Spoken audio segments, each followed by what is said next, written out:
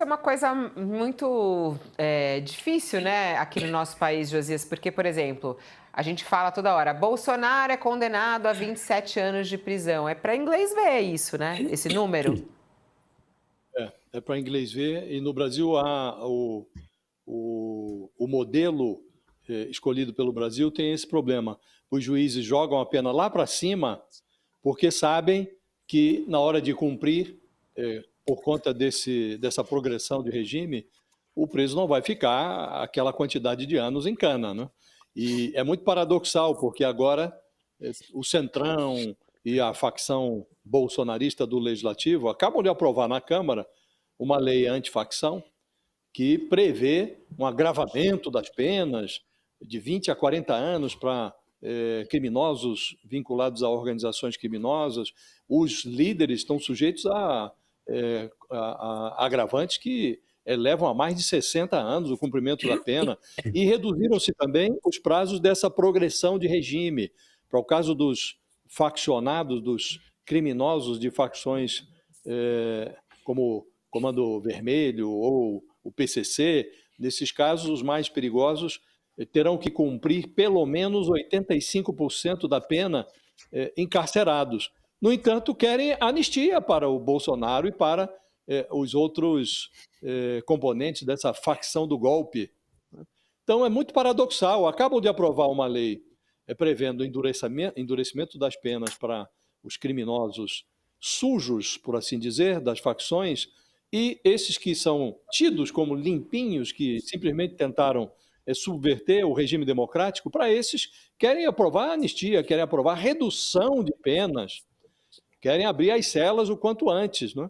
E nós estamos falando, Fabíola, de gente que cometeu, além dos crimes contra a democracia, organização criminosa, dano qualificado por violência, grave ameaça, deterioração de patrimônio tombado. Então, é um elenco, são 5 crimes que foram imputados a esses componentes aí do primeiro escalão do golpe, e querem afrouxar as penas que já são muito frouxas. Então, é o caso do Bolsonaro. Ele foi condenado a 27 anos e 3 meses, mas se não surtar novamente, porque tem sempre essa possibilidade do surto psicótico, né? Mas ele agora está mais bem tratado na Polícia Federal do que em casa. É preciso lembrar que em casa, embora a defesa diga, não, tem que ir para a prisão domiciliar porque ele está doente, mas veja que na noite de sexta-feira, madrugada de sábado, ele estava em casa e permitiu-se que ele tivesse um surto lá, não tinha ninguém para socorrer o Bolsonaro. A Michelle estava no Ceará, o irmão estava dormindo, o segurança que o atende estava dormindo também, e a Laurinha, coitada, a filha, não teria nem condições de socorrer. Na polícia, não. O Alexandre Moraes mandou que a Polícia Federal providencie assistência médica 24 horas, tem um plantão lá. Então, se o Bolsonaro entrar em surto, o que é improvável, porque agora ele está tomando os remédios ali de maneira adequada, mas ainda que surtasse, ele vai ter lá uma assistência 24 horas. Então, ele está mais bem protegido aos olhos segundo os critérios da defesa, de que ele precisa de assistência médica. Em casa ele não teve. Na polícia ele tem assistência 24 horas. Mas se ele se comporta bem, ele sai com 6 anos e 9 meses. Se derem um livro lá para ele, se conseguirem provar que ele está trabalhando ali na Polícia Federal, mais difícil. Na penitenciária talvez tivesse alguma atividade laboral que ele pudesse executar. Na Polícia Federal é menos provável, mas há essas condicionantes. Se tiver uma leitura frequente e auditável, tem que ser auditável, né? Se tiver alguma atividade funcional, que seja também possível de contabilizar, ele pode reduzir ainda mais esse prazo. E se o Congresso aprovar a redução de penas, como estão cogitando, aí mesmo é que ele vai sair com 2 anos e alguns meses de cana. Então, por isso, Fabiola, é um sistema defeituoso. O juiz joga lá para o alto, mas com a progressão de regime, ninguém fica tantos anos na cadeia. Né? Então, há essa disfuncionalidade no sistema judicial brasileiro. É algo que precisaria ser corrigido. Estão corrigindo para quem integra a facção criminosa, mas querem aliviar a cara de quem comete tentativa de golpe de Estado. Boa essa tua análise, Fabio, Josias, nesse sentido, né? Falando que. E é verdade, o Bolsonaro teve um surto na prisão domiciliar, em casa, e ninguém acudiu, não tinha ninguém para socorrer. Ele pegou e destruiu ali parte da tornozeleira, queimou a tornozeleira eletrônica, meteu ferro quente, como ele diz, por curiosidade, né? Mas segundo os advogados dele, foi por causa de um surto. E não tinha ninguém para acudi-lo, como disse o Josias. Talvez dentro de uma prisão tenha mais assistência do que na própria residência, segundo aqui o nosso colunista Josias de Souza. Bom, vamos ao intervalo para quem está conosco na TV, mas a gente segue falando sobre este assunto, até da prisão domiciliar ou não, de Bolsonaro aqui no nosso YouTube. O professor Mayrovic pediu a palavra. Quer comentar sobre isso, Mayrovic? Vai lá. sim, eu queria pegar uma carona no que o Josias está falando, é, que é o seguinte: é, eu fui juiz de execução penal, mas todos os juízes de execução penal assistem ao que acontece no Brasil, tá? Então, o Brasil tem um ciclo.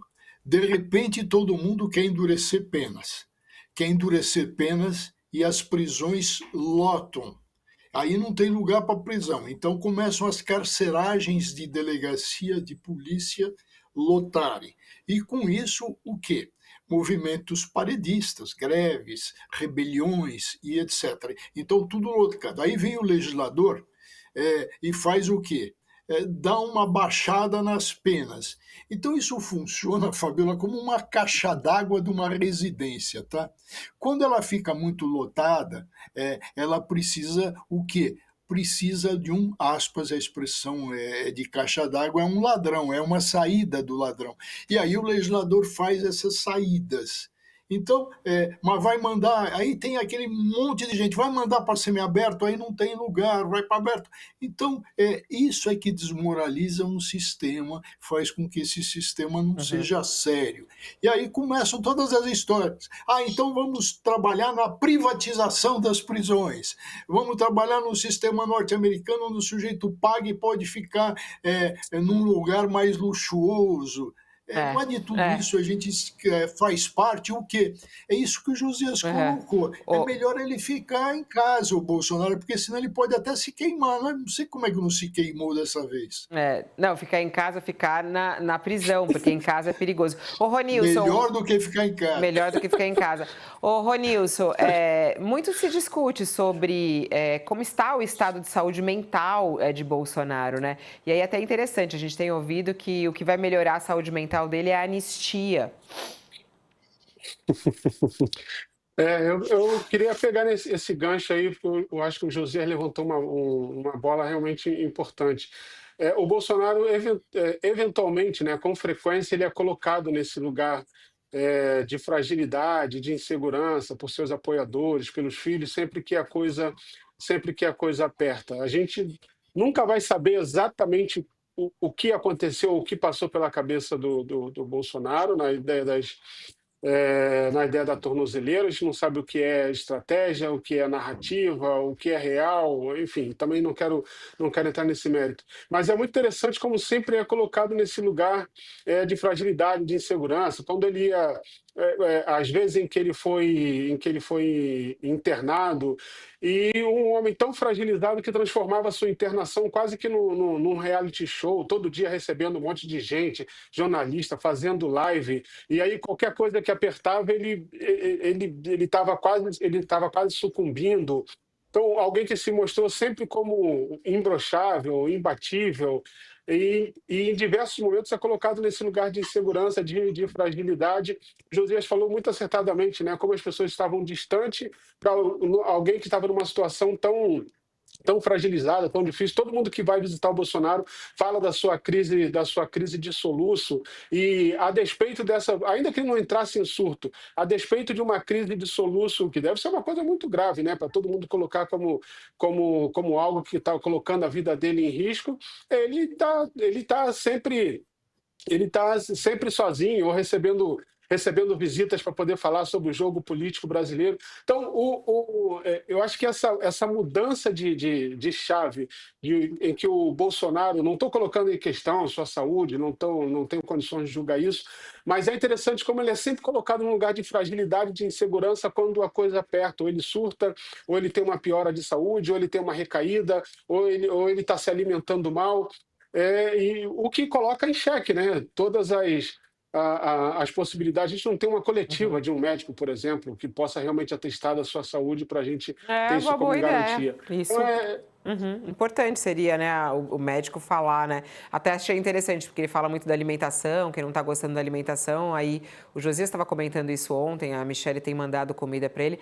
Mas aí eu estava vendo, mandaram um pão com ovo, era uma comida mais leve, um pão com ovo é uma comida mais leve? Não sei, acho que não, né? Não sei também.